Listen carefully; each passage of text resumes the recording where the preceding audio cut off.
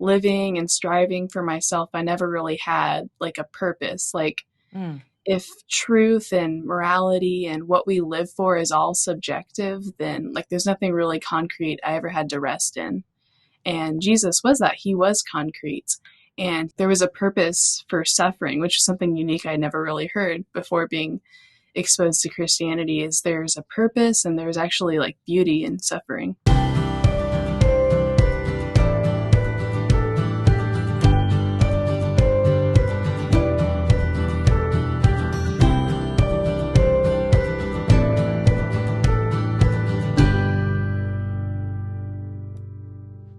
Welcome to the Alisa Childers podcast, where we equip Christians to identify the core beliefs of historic Christianity, discern its counterfeits, and proclaim the gospel with clarity, kindness, and truth. I don't know about you, but in a culture of deconstruction, where we see it all over our social media news feeds, isn't it refreshing to hear a story of somebody who grew up without religion? They grew up without the environment of a church community. They didn't have Christian parents or pastors surrounding them as they grew up.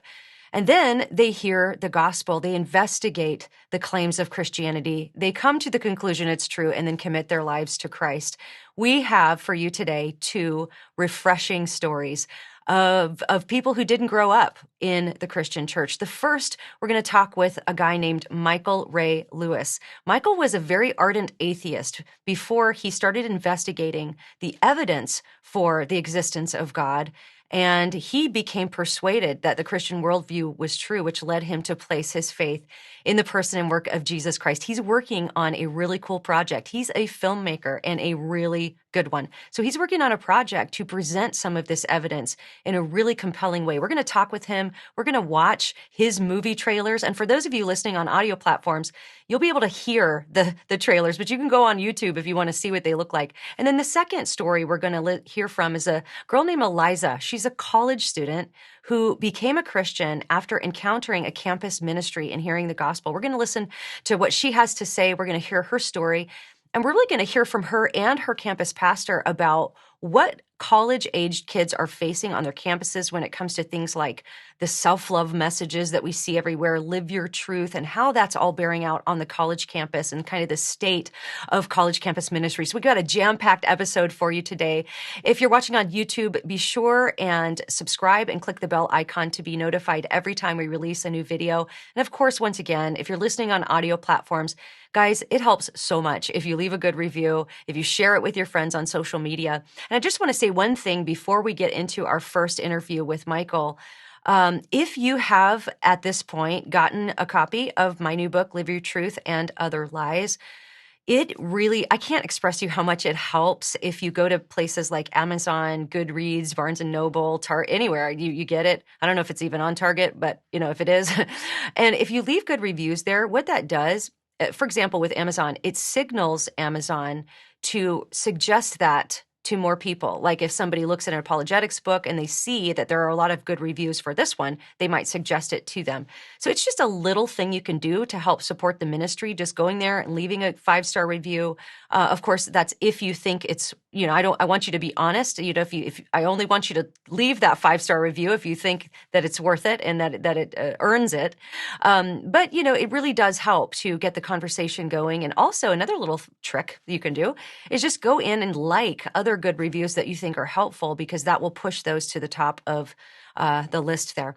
All right, guys, I'm really excited for you to meet Michael Ray Lewis. We've just been together in Texas, where I was a part of this film that he's making.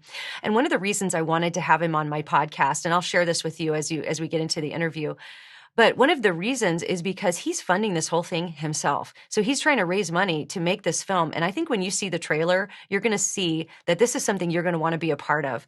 I've personally donated to it. This is not a paid sponsorship. I make zero money from this. So this is just me wanting to present this to you as an opportunity to really get behind something that I think could be a majorly impactful evangelistic resource to people who have not grown up believing that Christianity is true, and even to people who maybe have been persuaded that even if they were raised in the church, that it's not true, that science and faith are somehow in contradiction. This film is going to present the best arguments for God's existence and the truthfulness for Christianity from some of the best resources available, and does it in such a aesthetically beautiful and pleasing way, and just with such excellence. All right. Well, I want to get right into my conversation with Michael Ray Lewis. The film is called Universe Designed. You can go to turtlemoonfilms.com to donate.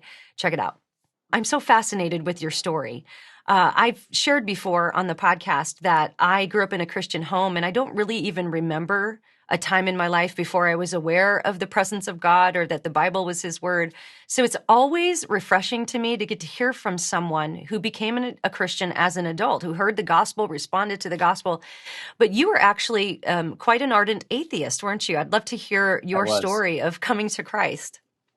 So I grew up, I grew up in a loving family home. And one of the things that we didn't talk to very often about was God.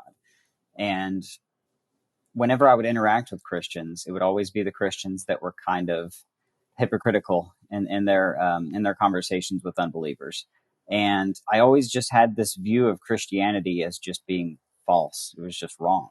I would watch documentaries that would almost poke fun at Christianity, and I would just hop on board with that because I just didn't think it was true.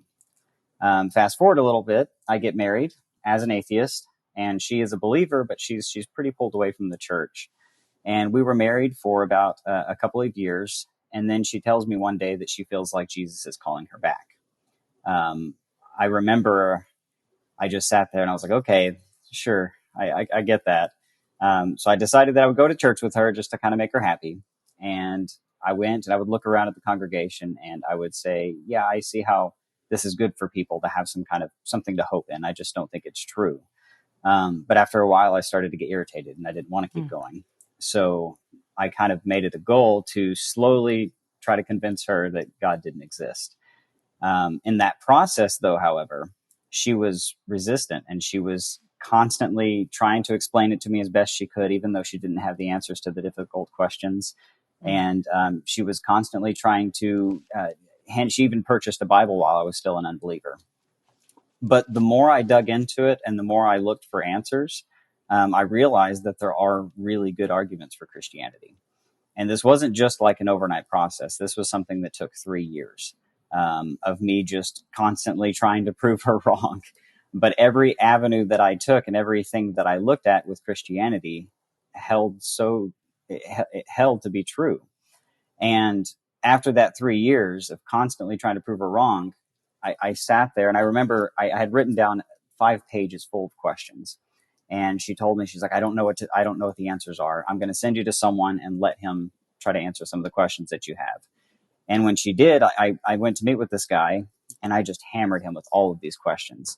And at the end of the conversation, he had answered everything on my list of questions. And I sat there and I was like, why am I still questioning this? Every aspect that I looked at Christianity held to be true. And it was that night on the drive home that I gave my life to Christ. It was just, I was overwhelmed by the evidence. And even though I didn't want to become a Christian because it was more of that heart issue in me, I finally threw my hands up and I said, okay, if this is actually real, then I'm going to give my life to you. Wow. At that moment, I remember coming home and it was almost like a fog had left over me. And it's ironic because as an atheist, I always thought Christians were narrow-minded. But at that moment in time, I realized how narrow-minded I was as an atheist. And it was like this fog that came over me and I could finally see things for the way that they actually were. Wow.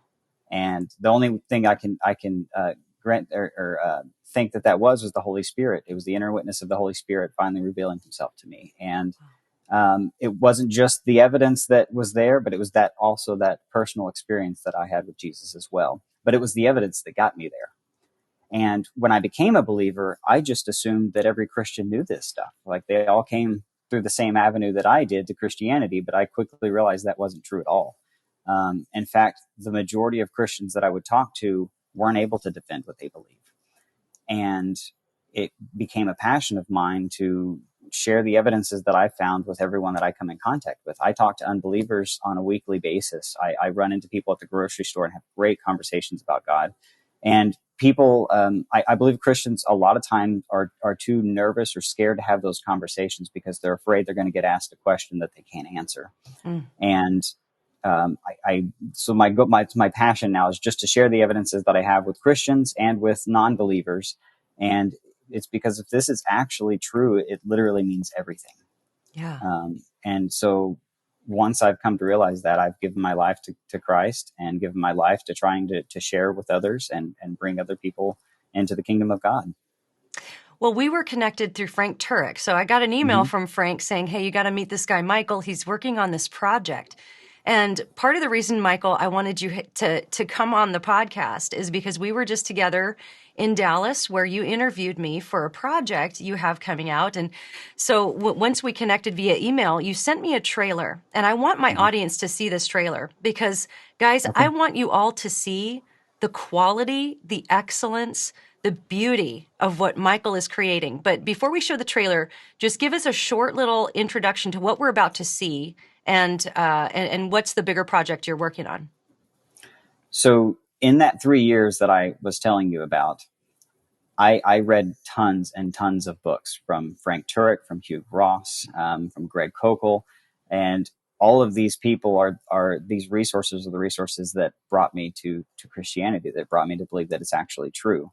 And I've been in the film industry for 10 years now, and I've been waiting to make my first feature film.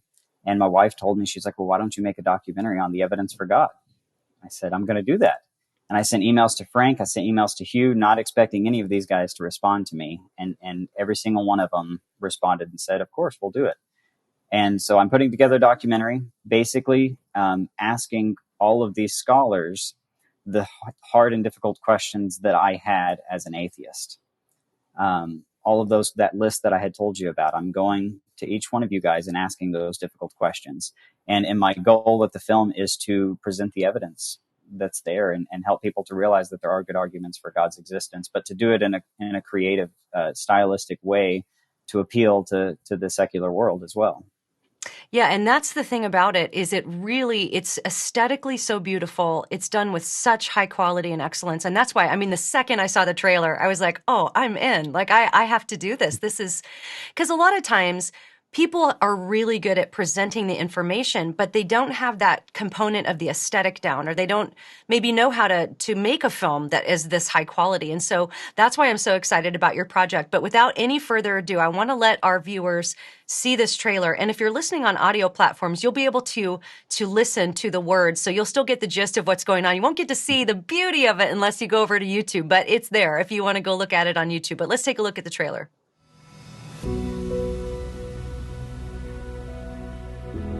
Question, why is there something rather than nothing? Is something the philosopher Leibniz proposed. Why is there something rather than nothing? Why does anything exist?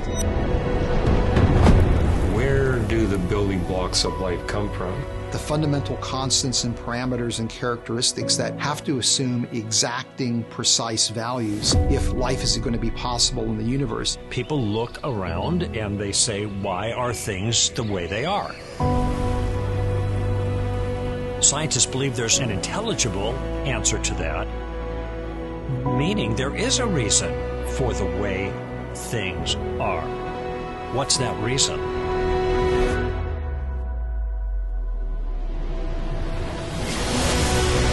We see design in the universe and design in life. That's the effect. So we reason back to a cause, a designer.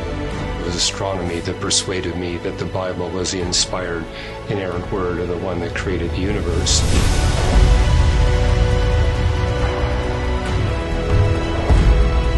I wanted to see if the evidence that I was finding for the resurrection of Jesus would withstand the toughest of critical scrutiny. No one in the history of anyone has had the impact that Jesus of Nazareth has had in literature, art, music, education, science, and world religions.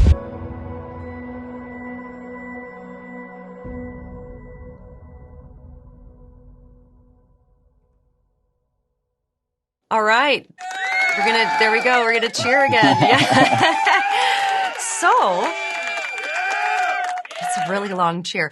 My audience will recognize some of the faces in the trailer that they just saw. They will have seen Frank and, of course, Greg and some others you've interviewed so far. Frank Turek, Greg Kokel, Hugh Ross, J. Warner Wallace, Stephen Meyer, Mary Jo Sharp, Mike Lacona, and you're slated to interview Sean McDowell. You've interviewed me, You've interviewed me, and I got to tell you, I'm really excited. And so part of the reason I just want to do a little bit of a pitch for this at the beginning, and then we'll dig more into more information. But one of the reasons, Michael, I said I want to have you on the podcast is because you are basically self-funding this, aren't you?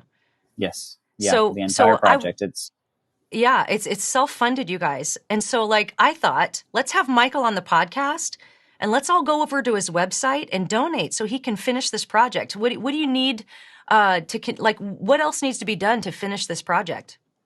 So I have done about 10 interviews. I have about 6 more to do. I have still tons of B-roll to film. I have to do motion graphics because a lot of these things that we're describing, especially within astronomy and biology, I want to be able to show while the interviews are explaining it, I want to be able to show it visually to the audience so that it helps them to understand. Mm-hmm. And just to bring that higher production value and really appeal to just that creative side of the film. And I want to, after that, I've also got to do the music and all of the post-production. So we're still in the early stages of it right now. The main reason I put together the trailer was to just show people what it will be like, just to give you an example. All of the footage that we see, none of it's stock footage. It's all the motion graphics, and the planets are being custom made. So I want to be as creative as I can with the project, and not outsourcing like stock footage or anything like that as well. Right. I want it to be unique in what it is. Well, and I also want to let everyone know, this is not a paid sponsorship. Michael did not ask me to do this. I'm not making any money from this. I just really want to turn my audience on to what you're doing so that we can help support you to finish this project. Because, guys, this is going to be an amazing film that you could show anyone who's even hostile to Christianity, someone who's curious, someone who's really not that curious, but the excellence of the quality of it is so high. This is the best arguments for Christianity presented in the best way. So, Michael, where can people go if they want to support you and donate to help you finish this film? Just the website. It's the nameofthefilm.com. So universedesigned.com. universedesigned.com. Make sure you go there and, man, contribute, because this is a worthwhile cause. So, Michael, I'm just curious to dig down a little bit more into your story. You mentioned that you went to your wife and you asked her all these questions and she didn't have answers. Now, I know a lot of Christians have had experiences where people came to them and they could not answer some of the questions. And yet I think it's hugely encouraging to see that you still came to faith in Christ. You know, I think sometimes we carry so much on our own shoulders, like we are personally responsible for every single person's salvation. So what were you thinking when your wife couldn't answer the questions? Did you think, well, she can't answer, so nobody can, or maybe Christianity really is false, or what was going on in your mind when she was unable to come up with the answers to what you were asking? So obviously she was my wife, so I didn't want to hammer her too hard. But she was persistent, and I noticed that whenever I was asking her the difficult questions, even though she couldn't answer them, I was in no way persuading her that Christianity wasn't true. She was completely firm in her belief on it, and I think it started. That's what got the wheels spinning in me. And when I started really digging into learning more about it, I remember I stumbled across one of Hugh Ross's videos on YouTube, and there were some things in that video that he said that just kind of piqued my interest. And I thought to myself, I was like, maybe there is a little bit of merit to some of this Christianity stuff. And that was the moment when I really started buying books and trying to study into it as much as I could. I looked into other world religions as well, because I wasn't going to just jump straight on Christianity and assume that was the one true religion. So I was looking at all the other world religions and trying to figure out, well, if God does exist, then which one of these is true? Because only one of them can be true. And it was through that process that I realized there are so many great resources out there. that are of apologists that are just giving great evidences for God. And I had no idea that any of this existed prior to her becoming a Christian and me starting to challenge her with those difficult questions. But it paid out for the end. I mean, once I remember when I came home that day, she was sitting on the couch and she was like, so how'd it go? I was like, well, I think I believe. Wow. And that was it. And at that moment, it was just my entire life. My perspective on everything changed. I changed, obviously. Yeah. And I grew so excited. And then I started learning more about what Scripture says and just diving in deeper. And everything that I would learn, or the more information that I would learn, would just get me excited about God. Wow. And it's like every time I learn more about him, it's like this fire burns in me. And then I just want to share it with everyone and try to let everyone know that there's good answers out there and we can know them. Now, this friend that you just hammered with questions, and you said he was able to answer all the questions. That's a bit unusual too, that you would find somebody that would have answers for everything. Was this somebody that had studied apologetics, or how were you connected with this person, or how'd your wife know him? So his name was Tom, and I think he had previously gone to my wife's church, and he was a friend of the family with her parents. And I remember she couldn't answer the questions, and he was the only person that came off the top of her head to send me to. And I remember it was super awkward at first. I went in and sat down and started to have a conversation with him. But I did notice one thing, is that every question that I asked him, he would reference to Scripture. Oh. And he would always bring up the Scripture and go to Scripture and then would explain things through Scripture. And I remember at the end of the conversation, I was just sitting there, and these were questions kind of at the bottom of my list that were, I had already looked at all the evidence as far as the origins of the universe and origins of life and fine tuning and all of that. So this was specific questions in Scripture, in the Bible. And I remember at the end of it, I sat there and I couldn't question it anymore. I couldn't even think of any more questions to ask the guy because I was convinced. What were some of the questions you asked him? I'm just curious, from an atheist perspective, you've already studied evidence for the existence of God, design, fine-tuning, all of that. What were the theological questions you had that you brought to Most of them were the deity of Jesus. Oh, okay. Like what the Bible claims about that. Right, exactly. What Jesus claimed about himself, what he actually said, questions about salvation, trying to understand how that even worked. Because I believe prior to that, I never really understood what the gospel message was.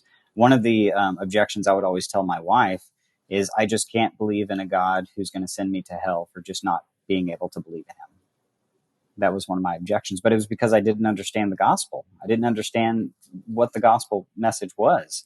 And I just assumed that God was sending me to hell just because I couldn't believe in him. And so that's one of the things that was holding me back. And so it was specifically questions just surrounding the deity of Jesus and what the gospel really says.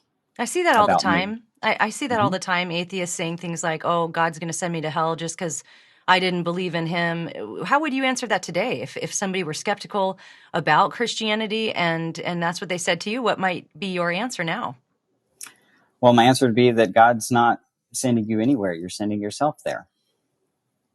And God's not going to force you into a relationship with him against your will. Yeah.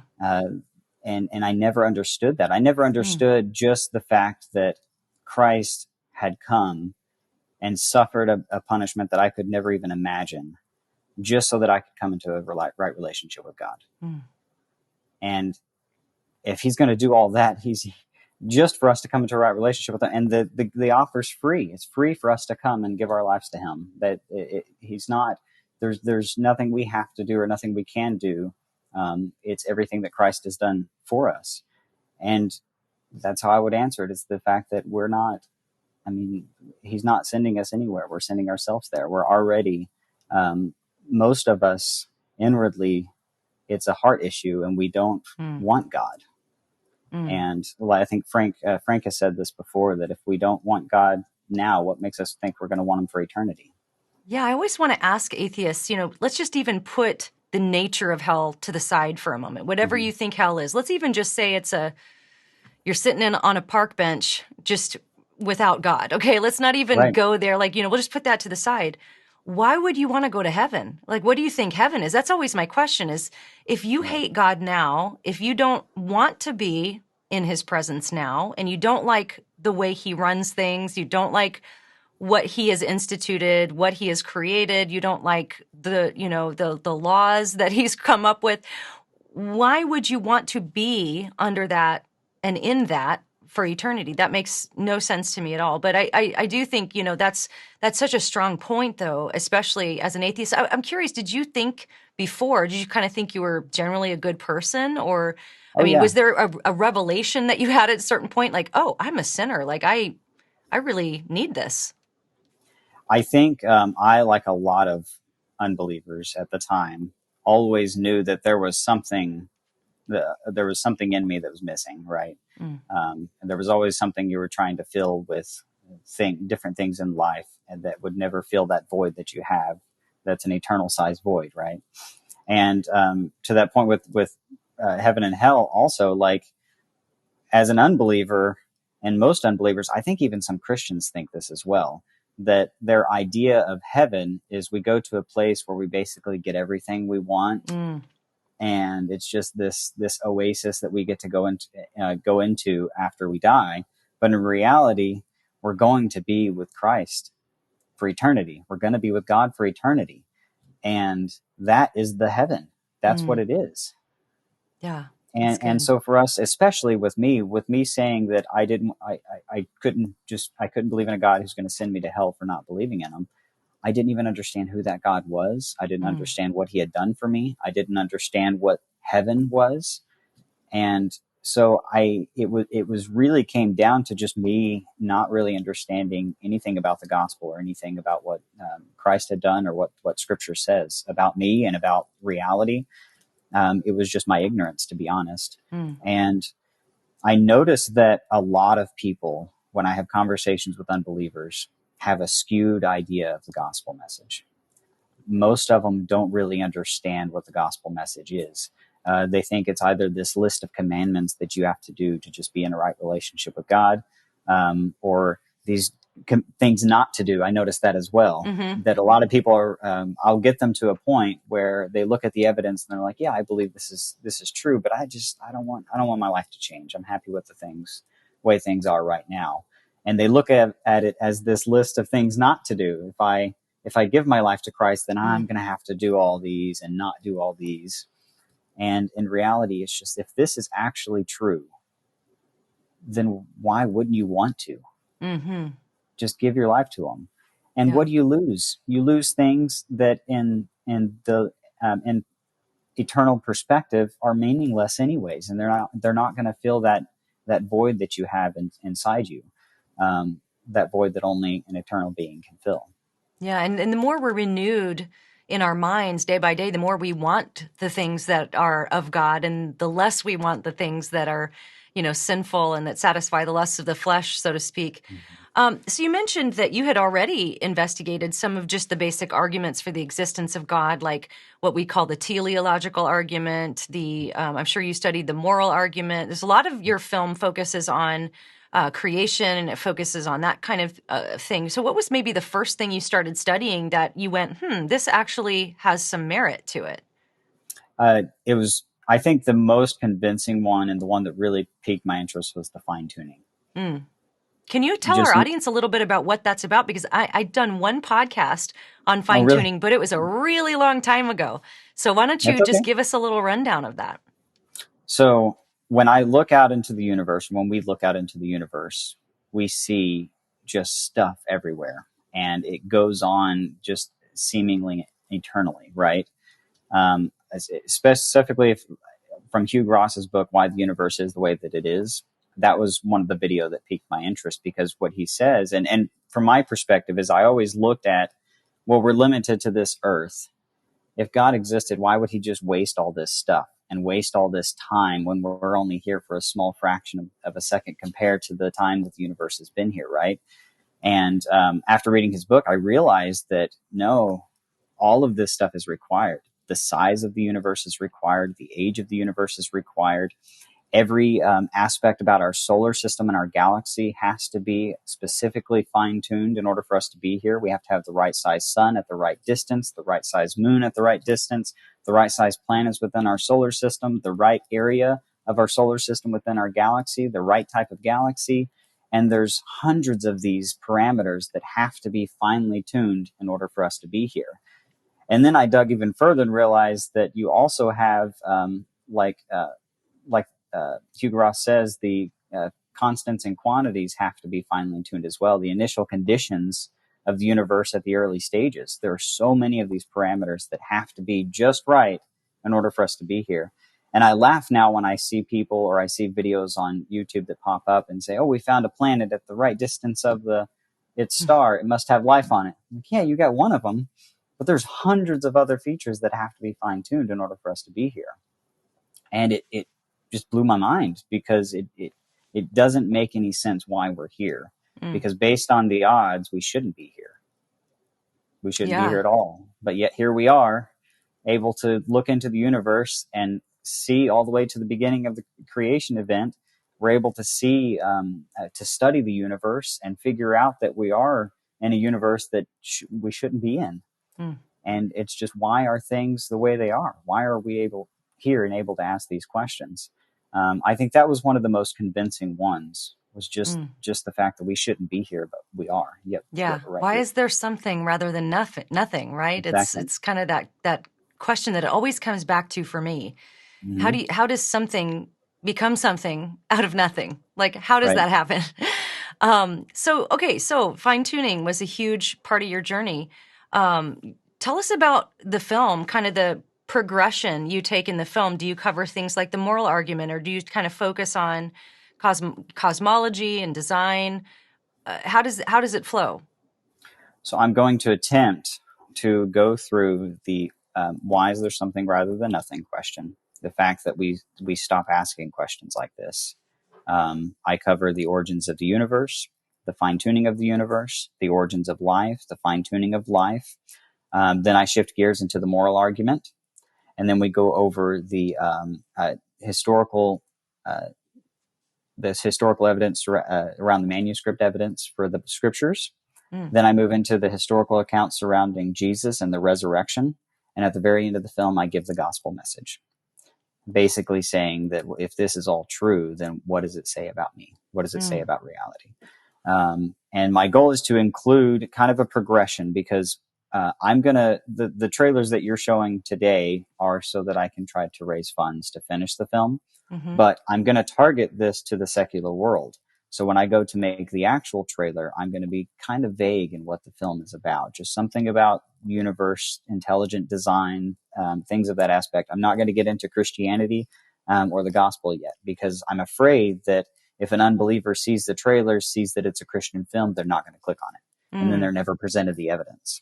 So that if I can target it in a way that the unbeliever will click on it, he's paid $3 to rent the film.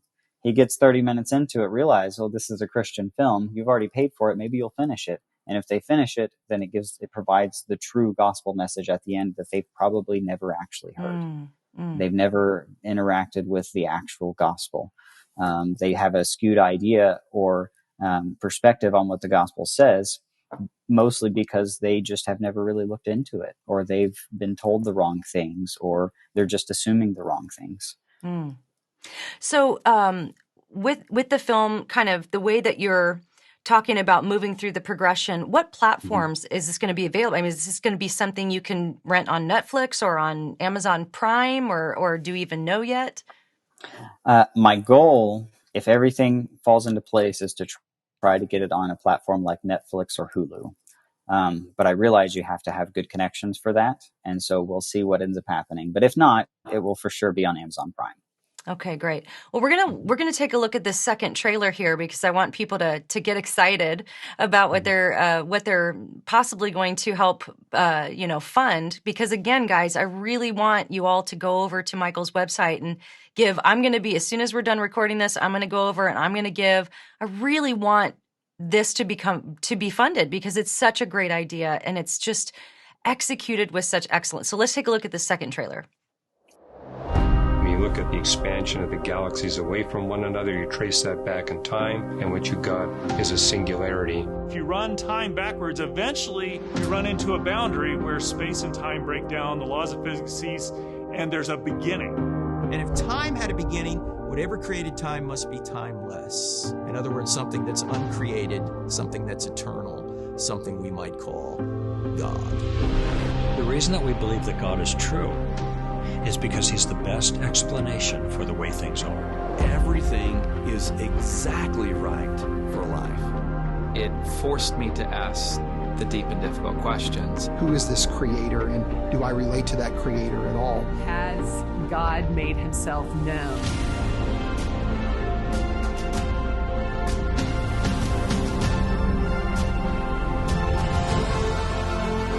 I want to know, what kind of impact has Jesus had? In order to see if the Creator is the Christian God, we have to see if Jesus rose from the dead. And if Jesus rose from the dead, it's game, set, match.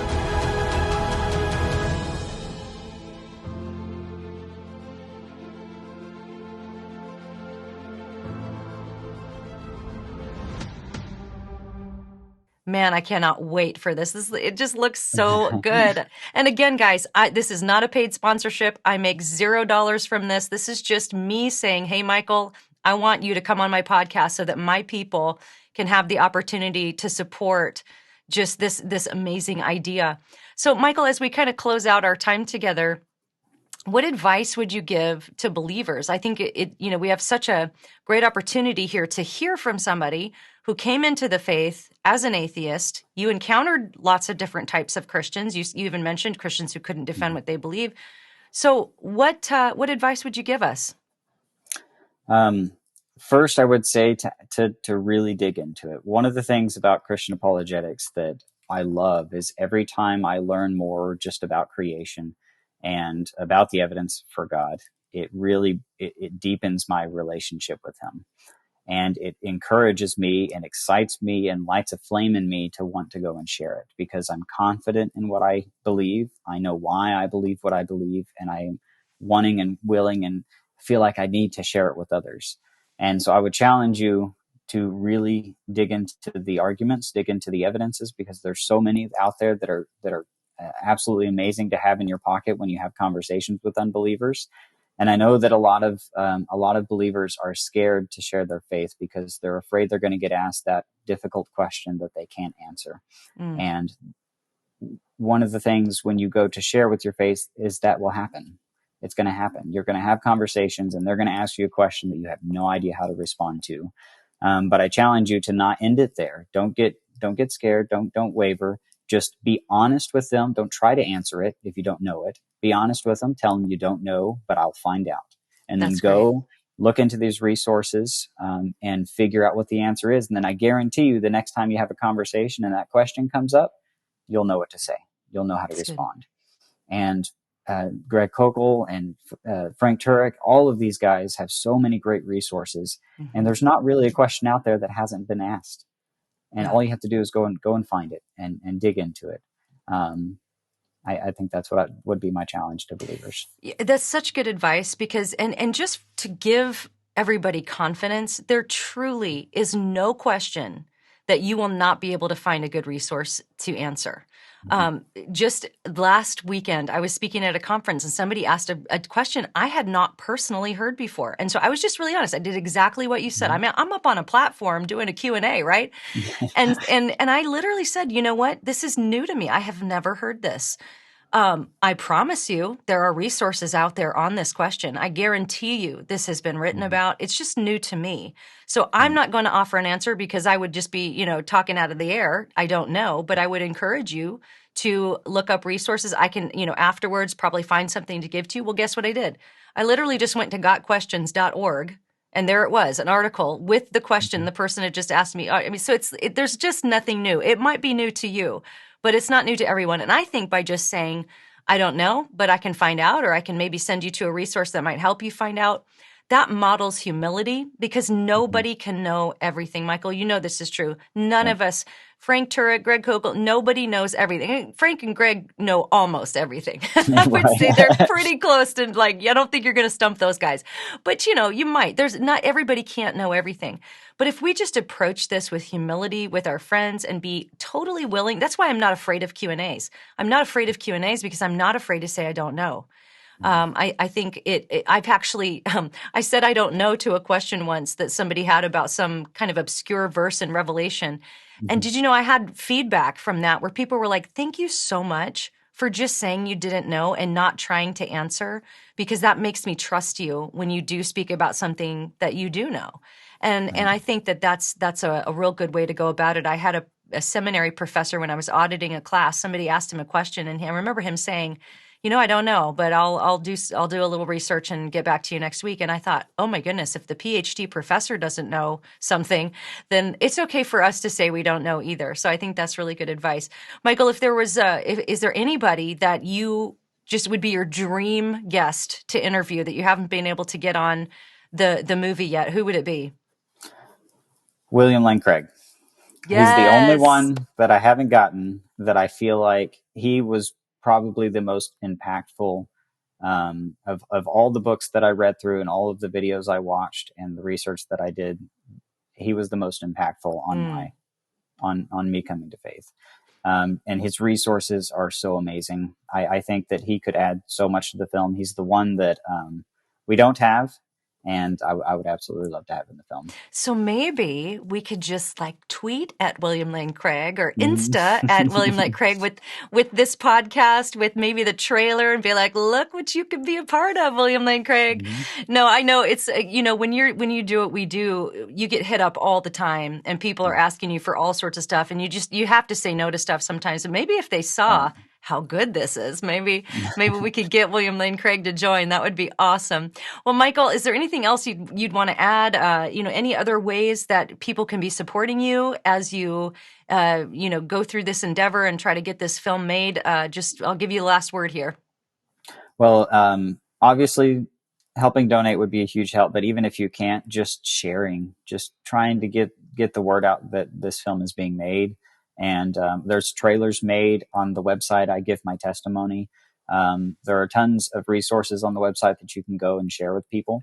And I just, if anything that you could do to help, doesn't have to be funds. You could just share the page, or if you have resources or know someone that could help contribute to the film, that would help as well.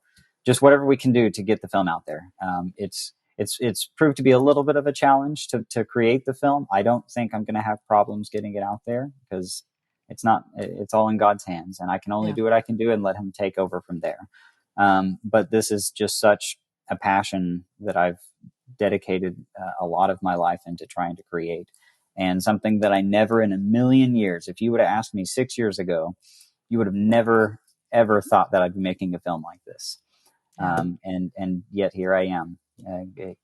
God has changed my life in ways that are amazing, and I'm thankful to everyone for helping with this project that has, and it's been a journey. It has.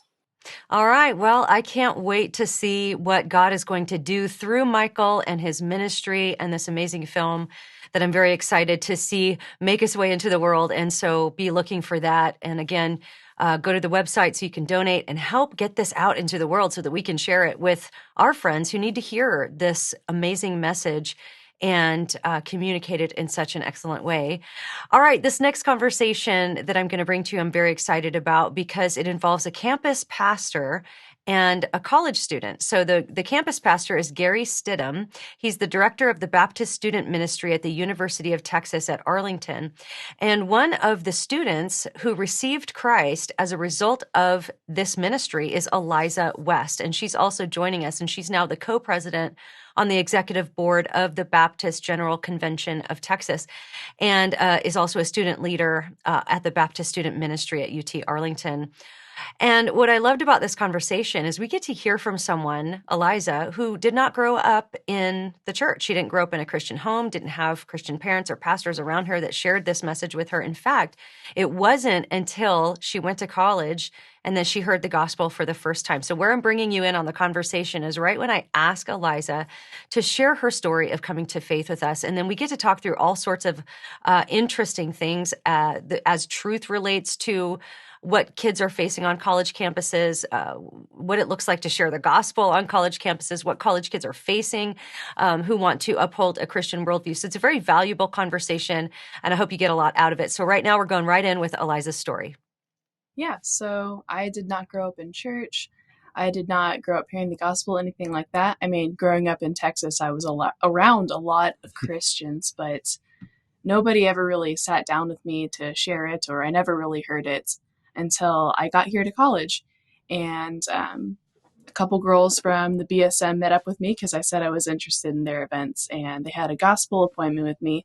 So they finally explained the gospel in a clear way that I understood. And then coming around BSM all the time for the following week, I came to really understand the gospel in its entirety and my need for it. Now, that's interesting to me because it seems like when you're looking out into culture and so many of the messages that are aimed especially at, I mean, you're a kid to me, Eliza. I know you're not a kid, but I would just say kids, kids like you, the messages, but honestly, these are the messages that are aimed at adults too. I mean, you're an adult, you know what I mean? I'm an old person. Okay. But even just the materials that are aimed at the church in general of all ages, not just the college age, are kind of starting with this idea that you're perfect just as you are. There's really nothing outside of yourself that you need to be saved. So what was it when you heard the gospel for the first time that made you realize you actually needed that? That's a great question. Yeah, I mean, growing up, I battled with a lot of mental health issues. And honestly, just living and striving for myself, I never really had like a purpose. Like, if truth and morality and what we live for is all subjective, then like there's nothing really concrete I ever had to rest in. And Jesus was that. He was concrete. And he could also, like there was a purpose for suffering, which is something unique I never really heard before being exposed to Christianity, is there's a purpose and there's actually like beauty in suffering. And that was just a very unique message I'd never heard. It's so fascinating to me as a lifelong Christian to hear that perspective. I'm always curious to hear those types of stories from people who did not grow up in the church and didn't. So for me, it's like, this is all just like embedded into my DNA. It's like, it's not something I ever had the opportunity to hear for the first time in a fresh way where I had lived any significant life outside of that, out of those truths, But for me, it was sort of like, almost if you flip-flop that, it was like, I had never really heard any significant challenges against what I believed, at least intellectually, or at least in a way that I was forced to really engage with them. And so my first book, Another Gospel, was written largely with, the church in general in mind, but also people who are college age and under, to help them to really think through just the foundations of why we believe what we believe. Because in my case, like I said, it wasn't until I was an adult and I was in a scenario in which it was actually a pastor, right? So this was like, I was disarmed. My guard was down because it was this pastor that I had come to trust and really respect. And he began to sort of tear away at the foundations of the things that I believed. And interesting that you would even bring up the idea that suffering could have value or purpose, or that God could use that in our lives. That's one of the topics in progressive Christianity even that gets attacked. This idea like, oh, Christians, they're so focused on suffering, and they think that there's all this value in suffering. But there was even an article I was reading written by a progressive Christian that said, there's no value in suffering. God wouldn't cause you to suffer. But we all know as Christians that it's in those times that we grow deeper. It causes us to rely on Christ more. So it's neat hearing that perspective from someone who that was kind of a new idea. And then from my perspective, it was something that I believed deeply, but then it was sort of challenged. And it wasn't just that, but it was even things about the nature of Jesus, his resurrection.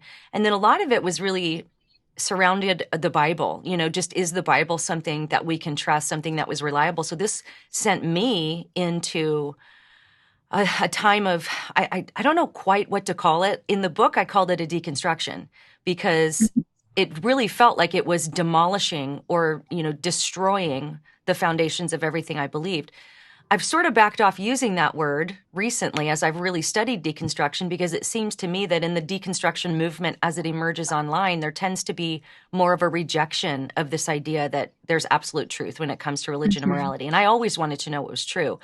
So that was kind of my journey. That's why I wrote Another Gospel. And then this new book, Live Your Truth and Other Lies, swings a little more broadly, I think, at the more popular slogans and messages that are aimed at college students. And, well, like I said, that it's really everybody. But because now we're in a social media world, there really isn't these kind of isolated groups where one group's only hearing one thing and the other one's only hearing another. But Eliza, we'll start with you on this one. What do you think is the biggest What do you think is the biggest issue that your generation is facing when it comes to faith? I mean, a lot of people coming into college don't even have faith to begin with. Like, they weren't raised in it like I was. However, Christians, like that, people who were Christians growing up or become Christians in college, some of the issues they face. Yeah, I definitely agree with Eliza. One of the biggest challenges is, I think Generation Z is the first post-Christian generation, whereas the millennials kind of came in and they had some exposure to church and then they deconstructed it. We meet so many students who don't have any church background, so you're really starting in a pre-Christian place with them. So that's huge. Dan Kimball's a pastor in California, and he says that theology is the new apologetics. Like, to defend the faith, we have to actually explain the faith. That's right. Yeah. And then I would put gender and sexuality issues right at the top of the list. That's a hot button topic that you really have to address with students. And it's what I did my recent doctoral studies in, because it was such a pressing issue for my local students. Right. And so what would you say as far as what maybe kids just coming into a college environment in general, what are the issues they're facing? Now let's talk about the Christian kids who maybe identify themselves as Christians. What are the main issues that they're having to face as they come into these environments? I think a lot of them aren't exposed to difficult questions. They don't. A lot of them just look at cherry-picked verses from other people's interpretations of scriptures and beliefs, and they don't really wrestle with the full context of passages themselves, and they just kind of follow blindly what other people have taught, and don't really wrestle with things themselves or tackle difficult questions. Yeah, I'd definitely agree with that. I mean, we're talking about worldview issues, but really the biggest issue you have is that students grow up in church, but they never have real deep spiritual formation, deep discipleship. They don't have a handle on God's word. And so they're just they've got a foundation under their feet, but it's not as steady as it ought to be when they get to college.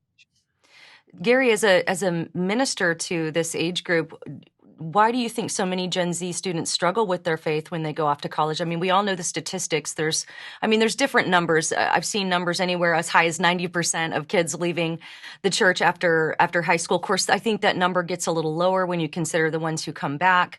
And then, when I go and speak at conferences, one of the number one questions parents are asking me is like, what are the reasons? Why?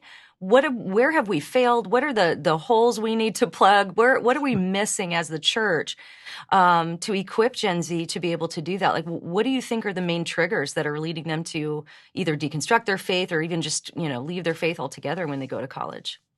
Yeah, that's a great question. My theory, watching students high school to college make that transition, is really most of the fall off happens when they turn 16, not when they turn 18, because that's when they get a driver's license and they don't have to come to church to see their friends, and their activities ramp up.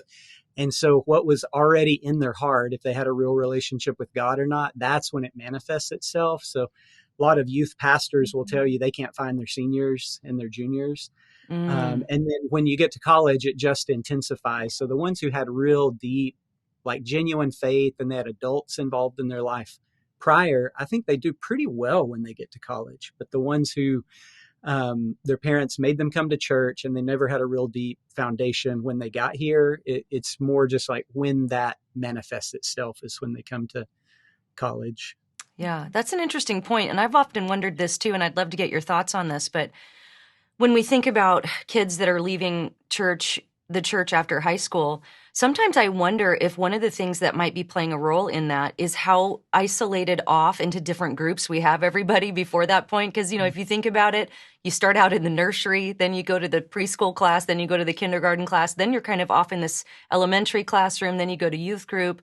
And then I kind of remember experiencing this. Of course, I actually left my youth group a little early and started attending quote unquote big church when I was about 16 or 17. But that feeling though of like, okay, I've had this really close knit community for all these years. And now all of a sudden I'm supposed to go to big church, and it's like joining a new church in a way, because you don't have that same structure. You don't have the same environment, the same community that's all in place. Do you think that might play a role as well? Yeah, I definitely think so. Eliza goes to a church in town that's family integrated, so they don't have age graded programming, and students have a great experience because they interact with all ages. So a lot of students who meet Christ in our ministry, they like a church like that. I have two teenage sons, and they both have a much more, I love our church's youth group, but they have a much more profound experience interacting with adults in the church by serving in the music ministry than they do from age graded programs where they're siloed off. Yeah. Eliza, you have any thoughts on that? Because that's interesting that is something that you notice that you like about your church. And do you think that helps even in your own discipleship, and what benefit do you think that brings?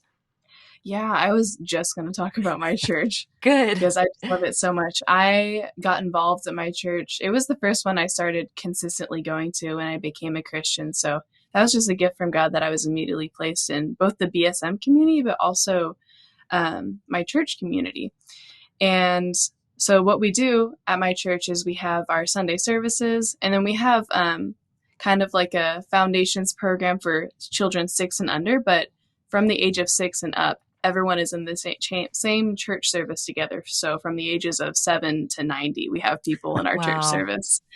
And it's just so wonderful. I have really deep friendships with people who are like more advanced in their years. I have deep friendships with people who are my own age. And we also have like a midweek life group where we gather, again, intergenerationally. Little children are there too. And so I have discipleship relationships with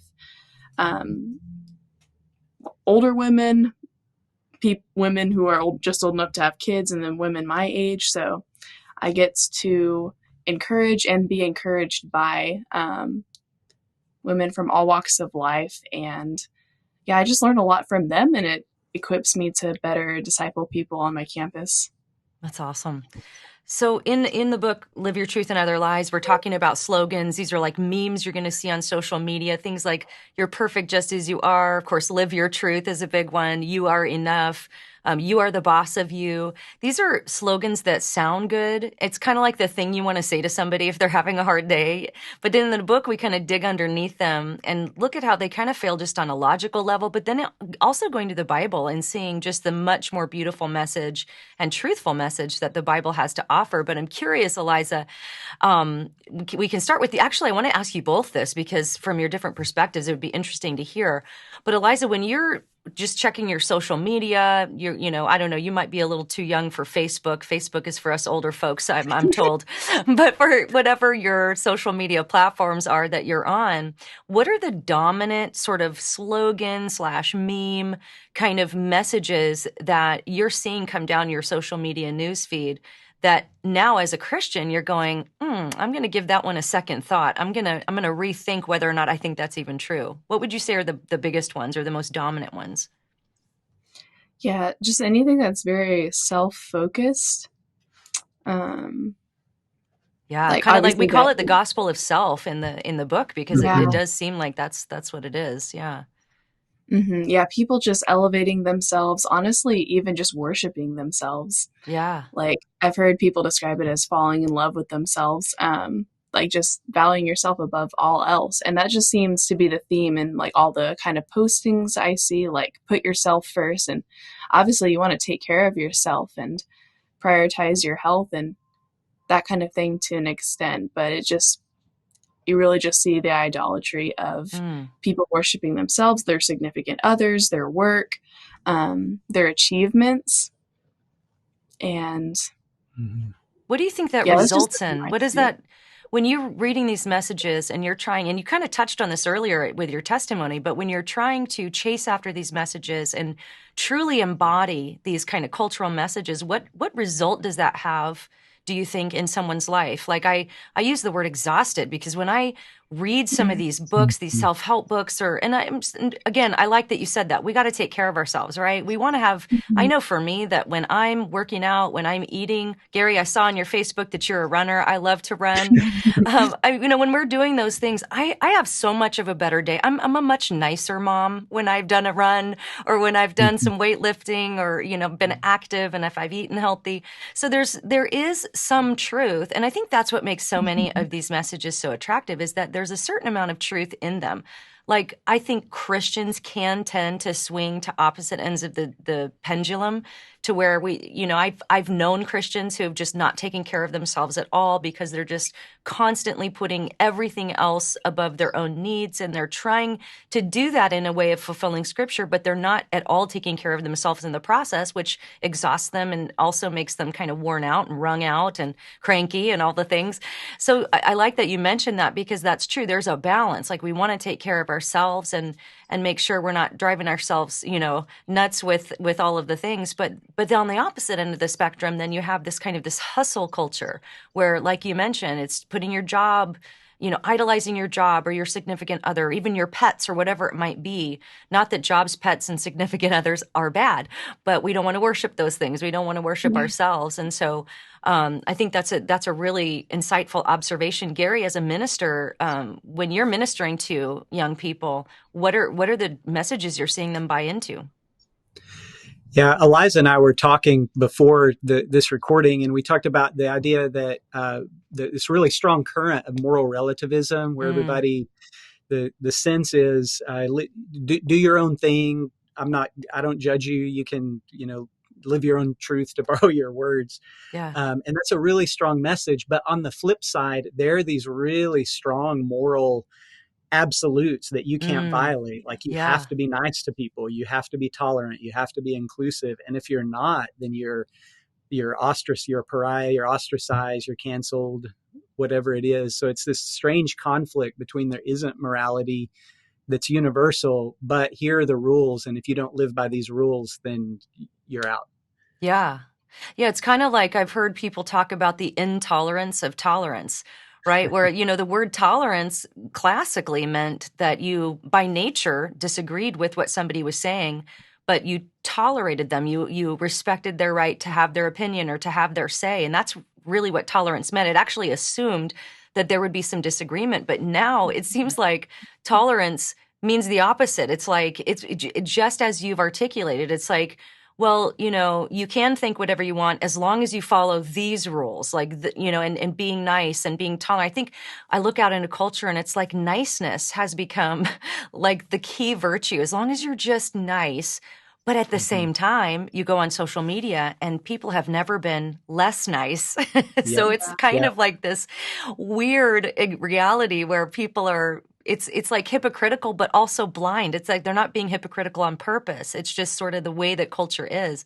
And I'm curious too, Gary, with your research and doing your doctoral work on sexuality, and how do you think these messages tie in with the way young people in particular are viewing just the idea of their sexuality being their identity, and what are they buying into in that realm? Yeah, for sure. There's a strong message in the culture that your sexuality is your ultimate identity. And so in the LGBT movement, the sexual revolution, that was what it said, is that your innermost desires, expressing those is what you need to do to be your authentic self. And so when we counsel and try to disciple students in these areas, we tell them, don't make the issue about sexuality, make it about identity. So if they want to share with a friend who's in that movement, then they need to say, I want you to know the most important thing to me in the world is my relationship with Jesus. It's where I get my ultimate identity. Yeah. And that's where I want you to get your ultimate identity. So you make it about identity, not sexuality. When you want to talk about these kinds of issues. Yeah, because it seems like you mentioned that research that was recently done by, I believe it was Barna and in conjunction with Impact 360, where they discovered that. Now, there were some cool things they discovered that, Gen Z is probably the first generation to really be open about talking about their mental health and being open, destigmatizing, getting some good counseling and things like that. And I think that's really wonderful. But at the same time, the statistics are showing we're more depressed than ever. We're more anxious than ever, more stressed out than ever. So why do you think students are so stressed out? It used to be maybe it was because of the big test coming up, but there's that plus all this other stuff. I mean, I'd love to hear from both of you. Why are students so stressed out? And how can helping them become secure in their faith help give them peace in their lives? Yeah. Why are you stressed out? Yeah. Why are you so stressed out, Eliza? You don't seem stressed out to me at all. There's a lot of things like college students are stressed out about. A lot of times it is school or maybe work or relationships. I think a lot of the people I know are very morality and like doing good driven. Like so many secular people I know are just so focused on doing good and benefiting others. Like it's their life purpose to achieve helping others. They want to be lawyers, doctors, all these kinds of things. But I think the reason they're stressed out is they just don't know why they're pursuing that. They don't have a foundation of like, I want to serve others because Jesus has commanded me to, and he first loved me. They're just doing it because, I don't know, maybe they have some innate desire to do good, but they just don't know where that comes from. And so running after that without a concrete purpose or truth or something, and they also don't have any kind of fuel through that. That's not from themselves. They're just exhausting themselves and kind of running in circles. Yeah. And I think when it comes to mental health, if you want to, we can't overstate how serious the crisis is on college campuses. Like a panic attack in a group of students like we have is just kind of a normal week. It's so pronounced and present. As a parent, I think one of the causes is this idea that parents have sheltered their children so much from the ordinary stresses of life. So we used to call it helicopter parents, then it was lawnmower parents who mowed down every obstacle. So we were always the parents who let our kids ride bicycles in the neighborhood and get scraped knees, but other parents would say that's too risky. But then those students grow up and come to college and they've never had to face real hardship or risk or be challenged. So if somebody challenges their idea, it devastates them. If somebody insults them, it devastates them because they've never had to build like a tolerance, that muscle for risk and challenge and hardship. Yeah, it's kind of like trying to run a marathon with no training at all. You're gonna rip out your muscles to shreds. Well, I want to thank my guests from today, Michael, Ray Lewis, and of course, Gary Stidham and Eliza West. Thank you so much for sharing your stories with us. I hope you all got a lot out of it, as I did.